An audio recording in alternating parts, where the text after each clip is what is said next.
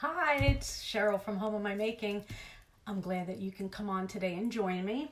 I wanted to show you what I actually have been making with my colored beads that I painted the other day with the baggie method. So, as you know, if you had watched the video, I put paint in a baggie and a little bit of water and threw my wooden beads in there, and they all came out painted. You can go back and watch that live video. So here are the rest of the ones that I have left that I painted, but I want to show you what I have been making with them. So I love these beaded, they call them casa beads, but I have mixed the colored ones with, can you see that? It doesn't look colored. With some raw beads, and then attached these little wooden discs that I painted with chalk paint and, hey Cam, and a stencil. So I made this. These are all made from all the beads that I had the other day. I did just enough for just a certain amount of projects. So I made that one, and then here's another one I made. So I intertwined some just raw beads that I have in different sizes, and I used the colored ones that I painted the other day. And here's a little wooden disc that I painted with, thank you Diane, that I painted with chalk paint and then did a stencil with my favorite stencil. And then here is another one that I made. So today I'm just going to finish up my last one. I have one more disc that I painted, pre-painted with white chalk paint in my favorite color, Blessed by a Maker Studio. So usually what I do when I'm going to make something with beads is, if you can see, I have them laid out in the order that I want them to go. So I started doing that before I hopped on, and I'm just going to finish the order of the way that I wanted the beads to go. This reminds me of when the kids were in school. They would do the ABA method when things were the same and repeated. So I am using a jute twine here for my beads. Every now and then when you keep pushing them through, sometimes it won't go through, so I just cut it so that it's a fresh start. So,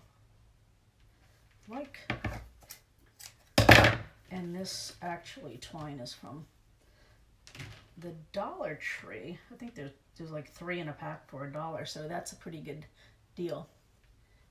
Thank you, Rhonda. Hi, Cindy.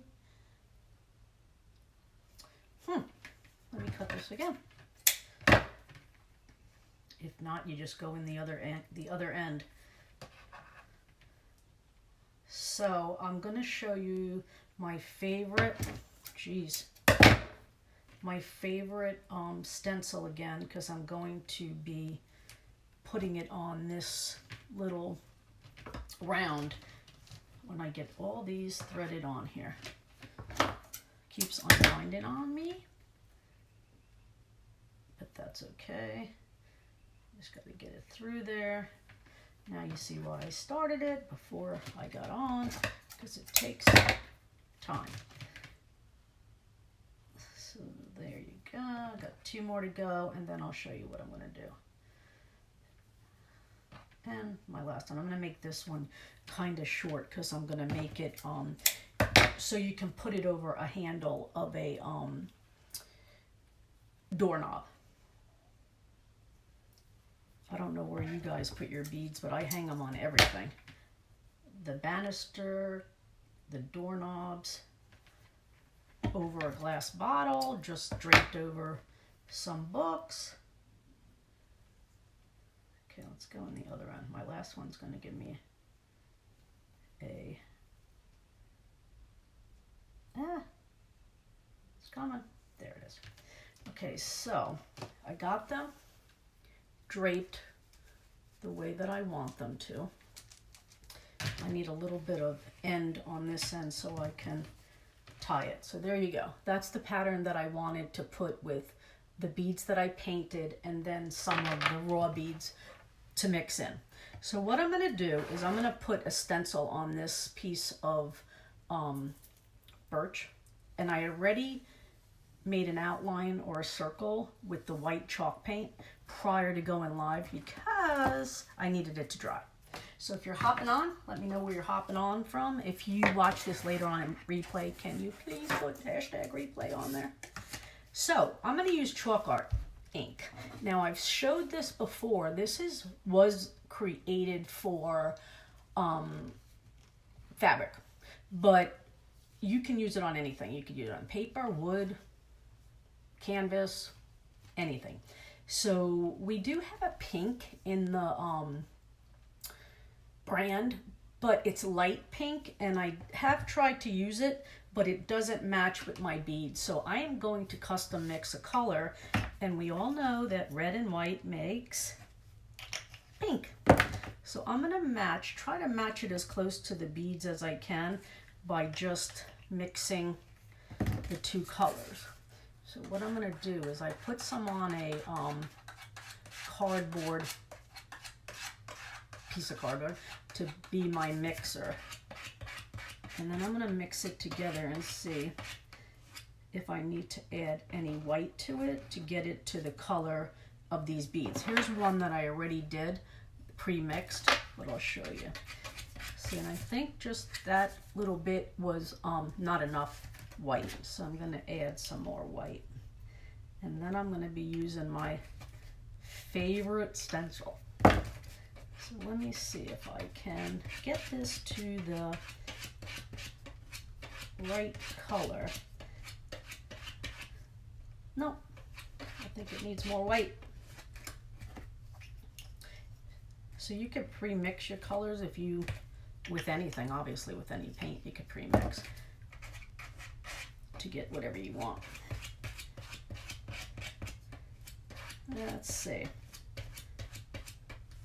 Nope, I still think it needs more white. Watch that, it's too much now. No, that's not. Okay, so here we go. It's getting lighter. Let me turn this off. If you can see, I'm smushing it around to come up with a custom color so that it goes closer to my beads, because I used a different kind of paint on those beads.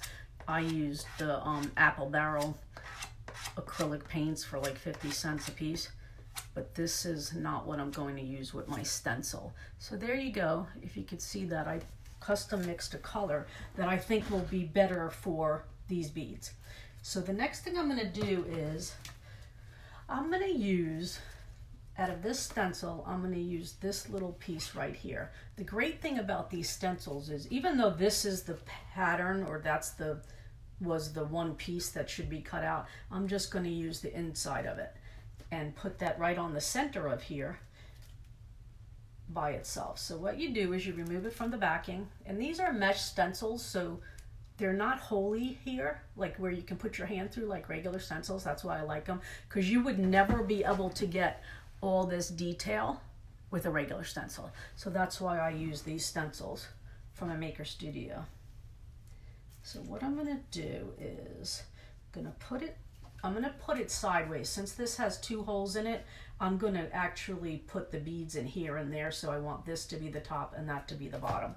So what I'm going to do is try to center it, lay it down. What you do is you burnish it so that there's no air pockets in there, so the gel art ink doesn't seep underneath. Burnishing is just a fancy word for rub it.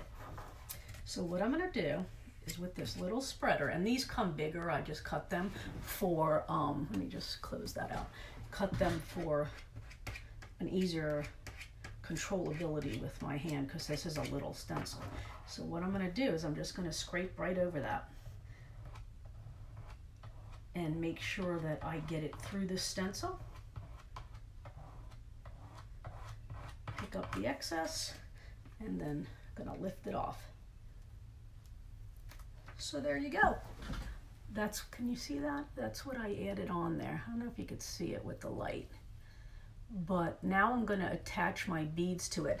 And what we do with these right away is we put them in a water bath. So I'm going to put it in a water bath that I have over here, because you don't want that ink to get dried up in the mesh. If it gets dried up in the mesh, the stencils won't work anymore. So you got to care for them so that they can last basically forever. So what I'm going to do is I'm going to come back with this, and I'm going to cut the twine on this end just because I need it to be able to tie. I'm going to go on my iPad and see if I can catch your comments on there without looking all the way to the top.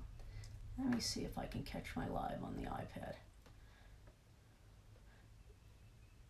There you go. Got it. There you go. I can see it now. You love these, Debbie? The beads or the stencils? What are you talking about? Are you in Florida? You need to come back to North Carolina. So what I'm going to do is I'm going to tie this to one side. I actually got these birch rounds at Christmas time. They were together like this. They were supposed to be made a snowman out of, but I didn't make snowman out of them at Christmas time, so I actually cut them apart. That's why this has one hole, and then here they were attached, and then they were strung up here, but I took them apart so I can get actually two pieces out of them. So what am I going to do is I'm going to tie that there in a knot to make sure that it doesn't untie when I hang it on my doorknob. And then I'm going to take this side and I'm going to tie it over here.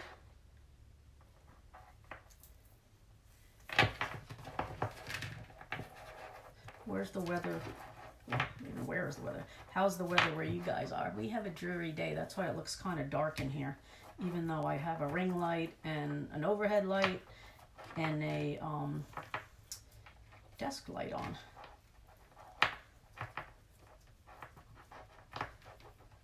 So let me tie this so that it's tight, and then I'm going to tie this in a knot.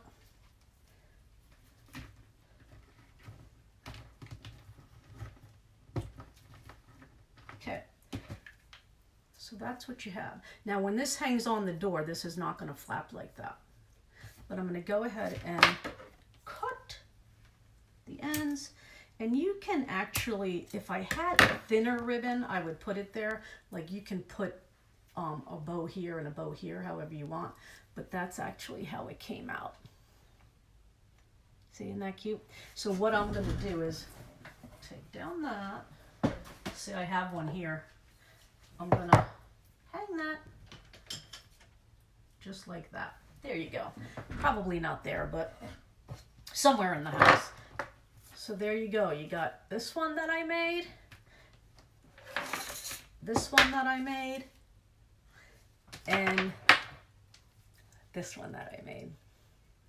If you enjoyed this video and you think somebody would like to know how to make these garland beads, you can spread it on your page. Any comments you have, if I haven't answered them while we have been on here, let me see. You can leave them in the comments and I'll answer back.